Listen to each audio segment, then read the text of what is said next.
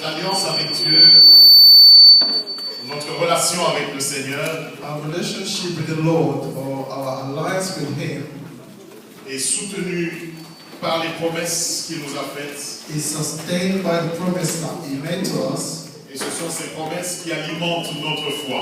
and it's His promises that are feeding our faith. Amen. Amen.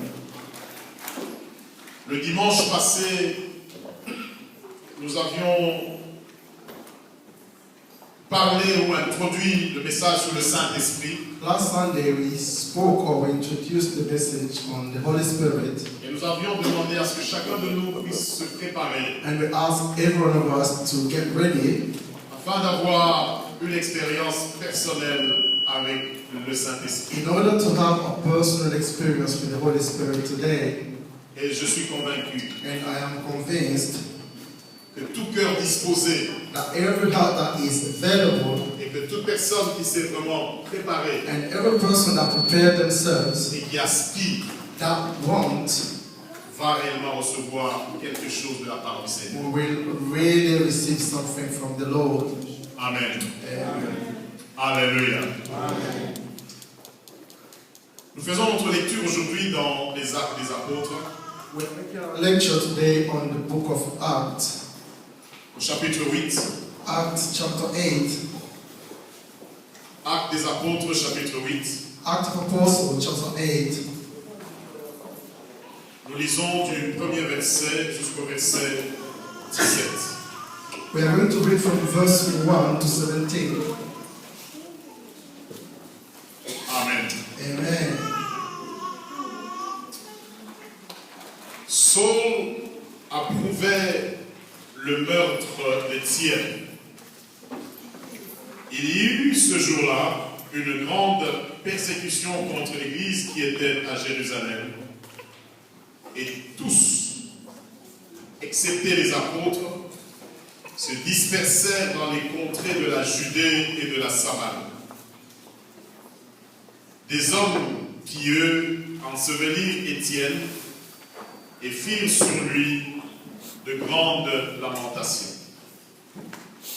Or, Saul ravageait l'Église.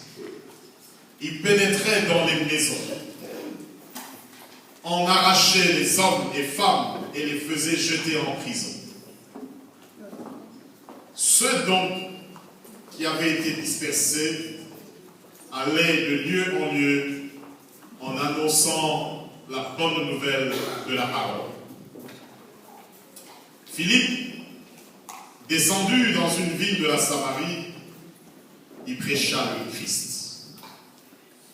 Les foules, d'un commun accord, s'attachaient à ce que disait Philippe en apprenant et en voyant les miracles qu'il faisait.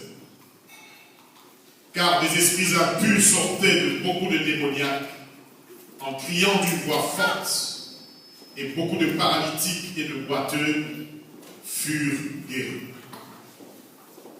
Et il y eut une grande joie dans cette ville. Un homme du nom de Simon, qui se trouvait déjà auparavant dans la ville, exerçait la magie, provoquait l'étonnement du peuple de la Samarie et se disait quelqu'un de grand.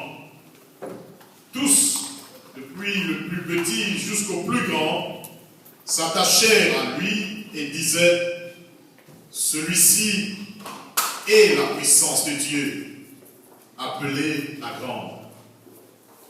Ils s'attachaient à lui parce qu'il les avait assez longtemps étonnés par ses procédés magiques. Mais quand ils eurent cru à Philippe, qui leur annonçait la bonne nouvelle du royaume de Dieu et du nom de Jésus-Christ, hommes et femmes se firent baptiser. Simon lui-même crut aussi, et après avoir été baptisé, il ne quittait plus Philippe et voyait avec étonnement les grands signes et miracles qui se produisaient. Quand les apôtres qui étaient à Jérusalem apprirent que les habitants de la Samarie avaient reçu la parole de Dieu. Ils les envoyèrent, Pierre et Jean. Ceux-ci, descendus chez eux, prièrent pour eux afin qu'ils reçoivent l'Esprit Saint, car il n'était encore descendu sur aucun d'eux. Ils avaient seulement été baptisés au nom du Seigneur Jésus.